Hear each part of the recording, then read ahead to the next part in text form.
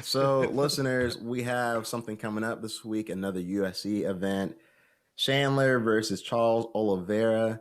It is a fight that I'm looking forward to personally. I think me and my friends would like to talk about it for a few minutes. Lau, what do you think? All right, so here's what I think. The event started out looking very, very promising. You had Leon Edwards. Next, boom, Emmett Shabazian and Jack Hermanson got kicked off. But before they got kicked off the card, Leon Edwards and Nate Diaz got kicked off. And I think a lot of people were tuning in to this card for that one fight. And yeah, you capped it off with the main event of Oliveira Chandler. And you had a little, you know, cherry on top with Ferguson and Dariush. Now with the two previously mentioned fights are like gone. Now you just have the main event and the Ferguson fight. And to me, it's kind of like a fight night card. It doesn't feel like big time. I must spend $70 to watch primetime fighting. Now, don't get me wrong. I want to watch it and stuff, but it just doesn't feel like a big card. Oliveira, he can win. Charles can win, right? His striking has vastly improved. His grappling is second to none right now at lightweight since Habib has left, right? And and he doesn't use like a strong wrestling base, but we all know jiu-jitsu is his best and his strong suit. So he can win. He's not a slouch. He's not somebody that you can just look at him and be like, oh, he's going to get beat up in the first round. I just think that Michael Chandler, that knockout power, man. Not only he has that knockout power, the dude can also wrestle. And also, the dude isn't like a punch drunk dude where he's just blitzing for the knockout. He takes his time. Everywhere this fight can go, I think he could outshine Oliveira even better.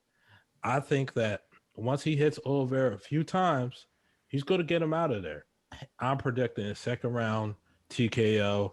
I think Michael Chandler is going to put the dude away, and then he's probably going to call out Connor. I think that Michael Chandler can put Charles Oliveira away in the first. I think he'll be too fast, and I think his stand up is good enough to the point where he can beat him and just be fast enough to catch him and put him to sleep. I'm predicting a first round knockout, pretty much for every reason that Lyle stated. I don't think that necessarily Charles Oliveira can't go in there and stand a chance. The fight could definitely go into the third and the fourth, but I don't see you going past that for either fighter. If I'm being honest, it's going to be an interesting fight to look forward to, and the main event is actually pretty cool this weekend. Yeah, I kind of second what you both have said so far. Even though I think Charles Oliveira is like a pretty well-rounded fighter and he's pretty much doing well within the division, I'm sorry, but like Michael Chandler, even in his first show out with the UFC, he came through and crushed the buildings to some extent, just like walking through competition, and he was already that guy within Bellator. So I do have him going as like I can see this going either first or second round TKO or knockout straight, because I think we all agree that this is a Chandler's going to win this fight either within the first or second round. It won't go to decision. I think we all can agree to that. I do.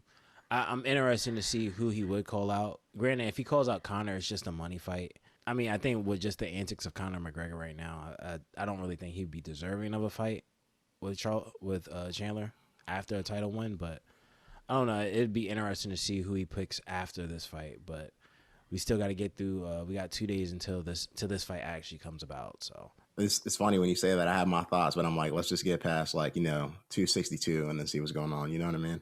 yeah, Yeah. like because you know how the MMA gods are, man. Like you'll sit here and say, oh, he's gonna win, and then next thing you know, for all we know, Charles Oliveira could get him in a submission within the first round and tap him out. Anything, every fight is a wild card. Yeah, So Yeah. it's definitely possible, especially with Charles Oliveira. exactly, like it's not like he's fighting a scrub at this point. Like Nope. Correct. you're putting him against the best competition you could find for the belt since Habib has left. So it's very possible that this fight could go either way, but I think we're all siding with Chandler, especially after the performance we saw in his last fight, which was So, his premier debut with the UFC. so do you think that the winner of Ferguson and Dariush could possibly be in a running for a title shot if they win their fight, which is the co-main event? No. I think that Ferguson and Dariush winner, they're going to be punching up the ladder. It won't be a title shot next. The only way they'll get a title shot next if everybody catches COVID and cannot perform, and then it's next man up at that point. But no, people like Tony though; he's a fan favorite. Yeah, Tony Ferguson. Unfortunately for him, even though he got dealt a very bad hand by the UFC, it's time for him. If he does win this fight, he he's got to win a couple more, because it wasn't like he lost split decisions. No, he lost badly in both of his fights. He was getting beat the hell up.